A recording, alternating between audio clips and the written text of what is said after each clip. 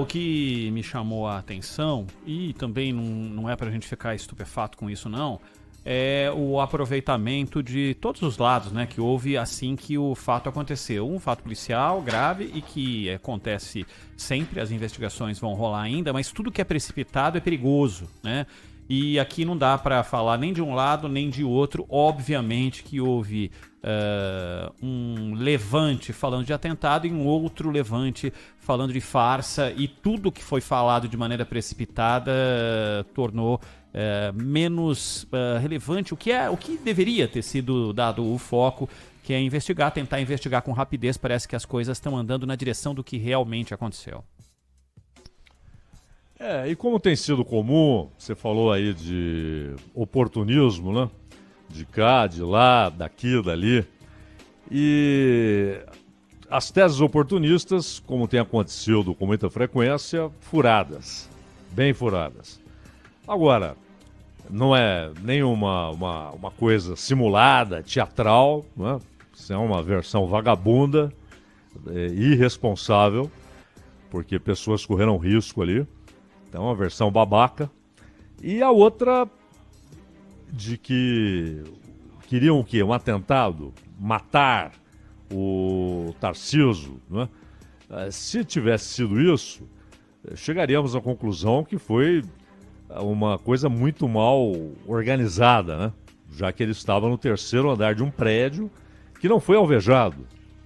Então, definitivamente teria sido algo muito mal feito. O que parece claro, quando o governador fala em crime comum, é que as pessoas acham normal esse tipo de ocorrência, mas foi anormal porque tinha lá um candidato. Não fosse isso, seria normal. Crime comum, a expressão que ele usou. Não tem nada de comum. Tinha uma escola ali. Professora dizendo para os alunos ficarem abaixados. Cena recorrente em diferentes lugares do Brasil, né, Zaidan? Professor pedindo para aluno se esconder, né? Não faz muito tempo a gente falou de uma cena parecidíssima no Rio de Janeiro, né? E a definição da situação é dada por uma professora nessa cena no Rio, em determinado momento, quando ela diz: mas é assim todo dia. Uhum. E aí não é um crime normal. Não, não é normal. Não é normal. A indiferença é que faz com que pareça normal. E aí vira um acontecimento, uma situação importante, porque havia ali um figurão, havia um candidato ao governo do estado de São Paulo, né? O Tarcísio, ele disse que não foi um atentado, mas que foi uma intimidação. Basicamente o seguinte: não queremos você aqui, né? E há vários relatos, inclusive dos sujeitos que teriam precedido a ação e que estavam ali com equipamento, e seriam os olheiros, né? Os olheiros do pessoal que controla o pedaço. Mas o pessoal que controla o pedaço é que é a explicação de tudo.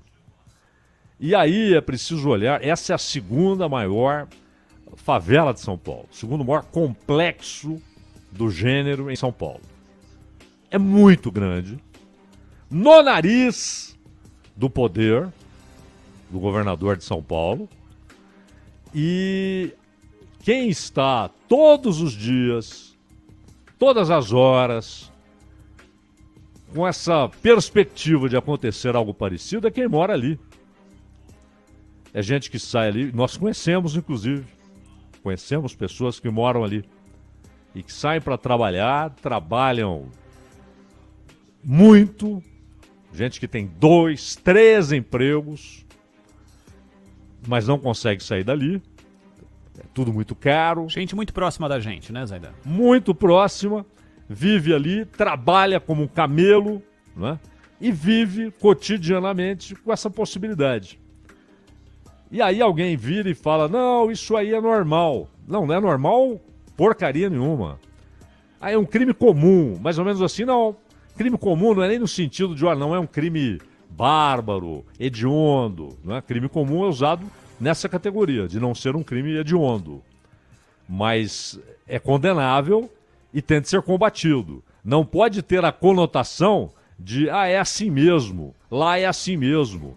Bom, se lá é assim mesmo, é o poder público em São Paulo assinando mais um atestado de incompetência, de negligência e de indiferença, Ronaldo.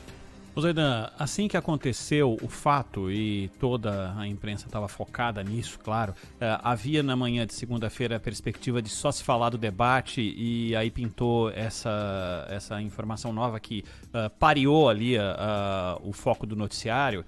E aí eu fui olhar, claro, os dois lados. E de quem apoia um lado da questão, já relacionou isso com a facada do presidente Jair Bolsonaro lá na campanha de 2018, não pelo fato em si, o fato policial em si, ou político em si, mas o fato de ser um fato fabricado, dando esse teor. E do outro lado, mas Zaidan, demorou 5 minutos para alguns dos principais interlocutores também de campanha e colocam a cara nas redes sociais, colocar com todas as letras quem quis matar Tarcísio, de cara assim. Então eu só similarizo esses dois comportamentos que são absolutamente nocivos num momento como esse, de um aproveitamento... como é que eu posso classificar? Você usou a expressão babaca, vamos aí com alguns sinônimos que vão nessa direção e que desinformam, né? Atrapalham demais o rumo das coisas. Aí aquele negócio, esse pessoal entrou ali numa espiral que para eles é o seguinte: o mundo, a vida, o sentido das coisas é essa disputa. Todo o resto gira em torno disso. E tem de ter alguma relação com isso. E o que é muito grave torna-se irrelevante. O importante é em que contexto da disputa eleitoral aquele fato é inserido. O resto não importa. Aliás, essa história da facada do Bolsonaro, né, o que é mais cretino, além do sujeito que faz piada, não sei o quê, na mesa do bar... Mas o que é mais cretino é que essa versão criminosa de que aquilo foi falso, isso muitas vezes fica ali subentendido em textos jornalísticos, em discursos de políticos. Isso é criminoso, porque é bom lembrar que essas pessoas estão chamando médicos de Juiz de Fora, de São Paulo, de coniventes com uma farsa. É muito grave, isso é um falso testemunho, é uma mentira contra esses médicos, enfermeiros, que trabalharam ali primeiro no sistema público de saúde, em Juiz de Fora, atendendo o Bolsonaro, numa situação de emergência, né? O risco de morte ali era considerável, e depois no Einstein, em São Paulo. É uma canalice ficar sugerindo, e de maneira covarde, né? Ali subentendido, qualquer coisa eu falo que é uma piada, tentando dizer que aquilo foi uma farsa, um teatro. Isso é uma canalice muito grande, que atinge muita gente, que não tem nada a ver com disputa política, que apenas atuou profissionalmente de maneira brilhante. E do outro lado, aí você tem agora, de novo, essa história, né? É a fakeada 2022, né? Ou seja, está dizendo que lá foi falso e que agora se repete. Não, a situação também é grave, não teve nada forjado. É grave porque, já que apareceu lá um político e havia jornalistas e câmeras de televisão, já que havia um momento raro, porque as pessoas estavam olhando para lá, o que quase nunca acontece, elas descobriram que aquilo acontece com frequência e que não pode acontecer com frequência. Até porque, ainda que fosse a lógica de que o Estado incompetente não consegue entrar ali, lá não há disputa territorial de grupos organizados que disputam território. Não há. É um território sob controle, não é? De um grupo. Então não há embates, disputas por território. Mesmo assim, muitas vezes num embate com a polícia, numa perseguição, ou porque é uma presença policial e de repente alguém decide que a presença policial deve ser recebida a bala, isso ocorre. E ali, quem mora ali, quem tem um comércio ali, quem habita ali, quem trabalha ali, porque ali há atividades comerciais, etc., está sempre no dia a dia correndo risco de morte. No nariz do governador de São Paulo. Não deste apenas, né? De todos os anteriores. Que não fizeram nada. Não fizeram nada. E do outro lado, essa história de, né? Que é? Então, como antigamente, né? Foram os russos, não foi a CIA, sabe essas teorias conspiratórias? Quem quis matar?